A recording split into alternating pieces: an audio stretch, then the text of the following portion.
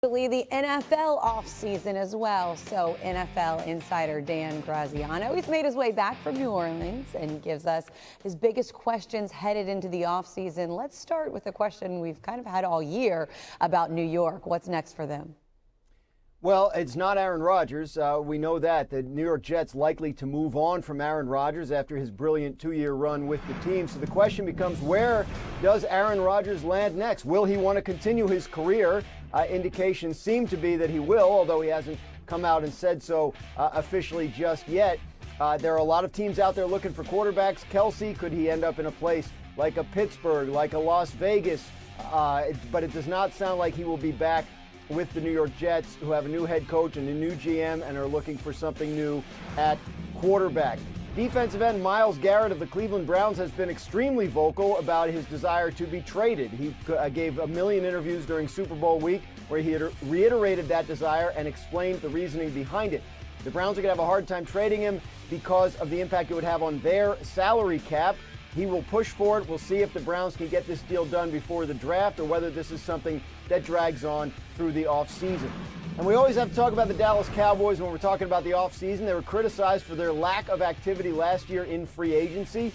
We know they have some guys to sign of their own, most prominently Micah Parsons, their star defensive player, who could end up being the highest paid defensive player in the league. But will the Cowboys be a little more aggressive this year in free agency to try and add pieces around Dak Prescott, around Micah Parsons, to try and get back to the top of the NFC East, which had two playoff teams this year and one Super Bowl champion, neither of which were the Cowboys? Listen, the way you so casually threw out a brilliant 2 years and talked about a million interviews and all the, I'm excited already for overreactions later because I feel like you are just on your game today and ready to bring it. Finally got some sleep there, Kelsey. And those quarterbacks. So for more on the Steelers quarterbacks and those situations there, we've got NFL insider Dan Graziano back with us. So Dan, we know they've got some decisions to make. You heard Field mention both of these guys are set to become free agents. What more can you tell us about what the Steelers are planning to do?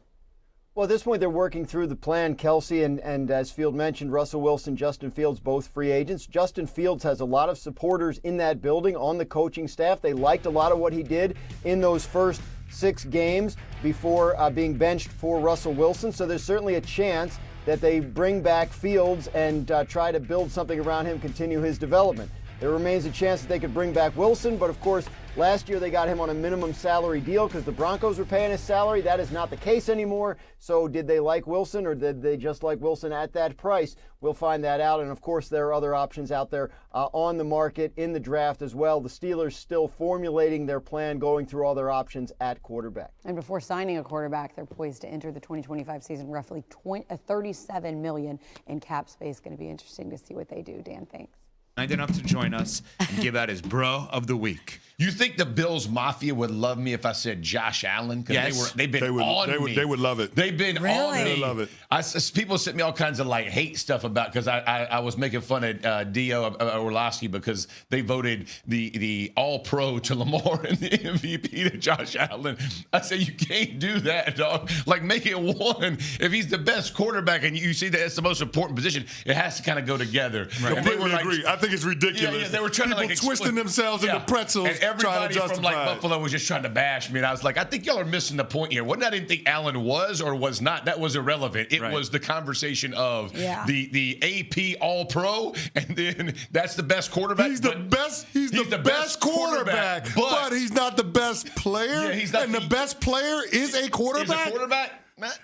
My math ain't mathing. I ain't the smartest man, but I can't square that circle. But they are in hate mode right now. My God. But I love that. Feed me. I had a guess as to bro of the year, but now I know that Jeff may be playing to an audience, trying to get like now I'm rethinking some of this. All right, let's go back a couple of nights. From your perspective, why was this such a beatdown? Because I know initially you said the Chiefs, and then you altered your mind towards the Eagles before the game, obviously, not after the game. No. Yeah, I flipped it midweek or Thursday. What triggered that, and what were you right about as to why this was such a beatdown on Sunday night? I kept watching. So you know, the ESPN kind of makes you pick it like right away, right after the championship game. They're like, hey, put it in for all your, who everybody's going to put their choices in. And so right off the cuff, you're like, man, how do you bet against Kansas City and Patrick Mahomes, Andy Reid, 2 weeks, the whole thing.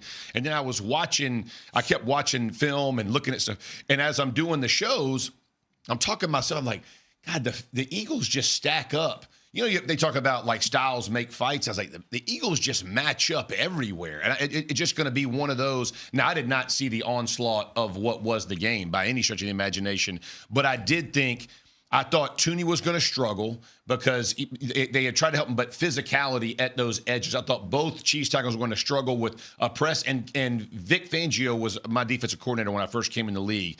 And I know how it's almost like butt press and hold, which an offensive lineman learns. And, we hit, and it's that kind of rush where you straight main line and you try to separate it speed to power a ton. And I was like, man, the Chiefs just don't match up great with that. And Mahomes doesn't love when the pocket gets compressed. And so I thought that, and then I thought from the Saquon and Jalen Hurts, the combination of their run game would open up too many explosive plays on the back end. So that's why I ultimately flipped. Jeff, I just did not understand why the Chiefs were committed to so many open edges and shotgun the entirety of the game. Please, make it make sense. I was sitting there thinking about it with all of the struggles on their offensive line, considering the front that you're going against. Why not come out in more 2 tight end sets? Whether it's 12 personnel, 22 personnel. Bring 3 of the dogs in, bro. Do something. But I'm just asking, because you've sat in that seat. You've been a head coach in this league, and you've been one of the best offensive linemen of your generation. I just don't understand why the Chiefs didn't pivot when they saw early that their game plan wasn't working. 44 of the 49 snaps they had on offense came out of shotgun. I was shocked. They had seven called run plays. Yeah, 7. How does that make sense? Makes no sense. Well, they had 4. So here, from an offensive line perspective, when you know you're getting boat raced, the only comfort you have is to go into a run phase, which means the quarterback needs to get under center, running back lines up wherever he wants to line up, and let's move forward. Let's try to fatigue that front 4, front 7, whatever you want to call it. Let's make them think about something. The Eagles at no point were ever threatened. Their ears were pinned back. They were in full hunt and chase mode. From an offensive line perspective, you literally have no chance. Like, I don't care what anybody thinks you're going to, because now, if you go back and watch that Chiefs tape and you watch what the Eagles, sometimes they had like jet 9s. Like, their defensive ends were like way wide. And they would put the interior on wide 3s, or they would go 2 eyes. And they would just back and forth and just game them and play with them. And so from an offensive line perspective, you're literally catching people in your chest moving forward, and they just got bum rush. And I thought Andy Reid and the adjustments, whether it was Nagy or they gave this offensive line no help. And that's not to get anybody off the hook. They played bad. Mahomes played bad. But, man, give them something. Go back to let's run the ball or establish some type of run to make play action a threat. But, I mean, and one of the protections, they had, like, Kelsey chipping, and then Humphrey was going to, like, scat out back to Sweat. You're like, bro, who's designing that? Like, listen, I ain't a brain trust, but again, I was wanted to, that's a bad line. That's a bad setup for me. And I just thought they had no answer. I was disappointed in, and again, maybe they just got caught, maybe from the whole 2 weeks of prep, they were like, this just ain't in our plan, man. And they didn't want to go back to it, but sign me up for craziness, bro, because you needed some kind of answer, because it went from ugly to worse.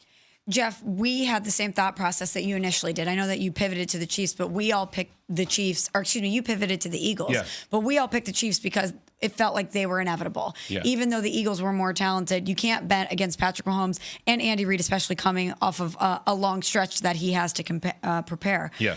But now that the Eagles not only won the game, but dominated in the fashion that they did, that shine has come off the Chiefs a little bit, that they are inevitable. Do you think that, as people have described it, that the reign of terror that the Chiefs have had in the NFL is over now? Absolutely not. No, I be careful, right? Like, you got a dude who has played in 7 AFC championship games. Yeah, I am not going to slide. It was a bad game, and it happens to all of us. We've all run the buzzsaws in our life. It is what it is. This Chiefs team is a great football team. They're a great organization. They will this game. Don't let it be an indictment on the future of the Chiefs. They're still legit. All right, Jeff. So it's a copycat league. Everybody's looking at what Philadelphia did this year, specifically around their run game, offensive line, and defensive front. Is what Philadelphia did this season duplicable? And if so, who's the team that is closest to being able to emulate what the Eagles were in 2024? I would say it's if I'm a general manager, I am finding this path. When you look at what the league has done, and the league is in cycles, right? From big people to athletic people, it kind of goes ebbs and flows. When you look at what the Eagles were able to do, physically just push people around, people better mimic it because there's too much speed and too many small bodies at that second, especially at the linebacker level and the safety level. And they're not great tacklers. No. So why not put your best guy, at the run and give him some touches, especially with dual threat quarterbacks, which we're seeing more and more often. Now you have to worry about the back end. There's a lot of gaps and responsibilities for defensive players that make it more difficult. I would say on the NFC side, I would say Detroit is probably best suited. They can do it that way, right? I think Hank Fraley's done a great job. I know they've lost both their coordinators, but Dan Campbell, they want to be physical. They want to play that way. And in the AFC, and this is a stretch because I don't think they're there yet, but I would say Harbaugh's Chargers. That's just how he wants to play. He likes that style of football. Now, it's not. It doesn't. The problem I think people forget is, well, folks, the Kansas City Chiefs' dream of a three-peat came crashing down in brutal fashion. Super Bowl LIX wasn't just a loss, it was a full-blown beatdown. The Philadelphia Eagles rolled into town and put Patrick Mahomes and his crew through the ringer, snatching a dominant 40-22 victory. And let's be real, this one stung bad. From the very first snap, the Eagles' defensive front made life miserable for Mahomes. That pocket? Collapsing like a house of cards. Every time he dropped back, it seemed like the pressure was right in his face. The Chiefs' offensive line simply had no answer, and the Eagles' front four was relentless.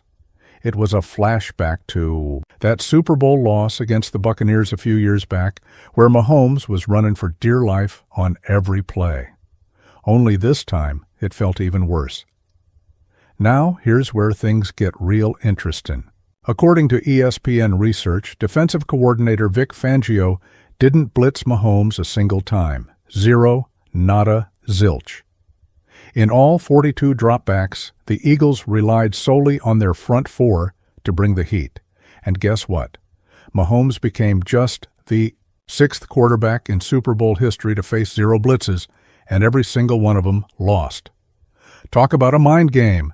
Fangio cooked up the perfect defensive recipe, keeping Mahomes second-guessing all night long. The offensive line was confused, the timing was off, and Kansas City never found its rhythm. The Eagles didn't need extra bodies in the pass rush. Just their front four did the damage, while the secondary locked things down tight. It was as methodical as it was merciless. And here's the kicker. This wasn't just another big game. For Fangio, this was personal. After years of coming up short against Mahomes-led teams, he finally got his revenge, and he did it on the grandest stage of them all. If there was ever a masterclass in how to neutralize one of the best quarterbacks in American football, this was it. So, where do the Chiefs go from here? This loss exposed some serious flaws, and you better believe Andy Reid and the front office are already scheming for answers. Mahomes is still the heart and soul of this team, but without a solid offensive line to protect him, even the greatest can be humbled. Now, here's something to chew on. If teams can take down Mahomes without ever sending a blitz, does this mean the blueprint is out? Are we about to see defenses across the NFL follow Fangio's lead? Let me know what y'all think, because this offseason just got real interesting.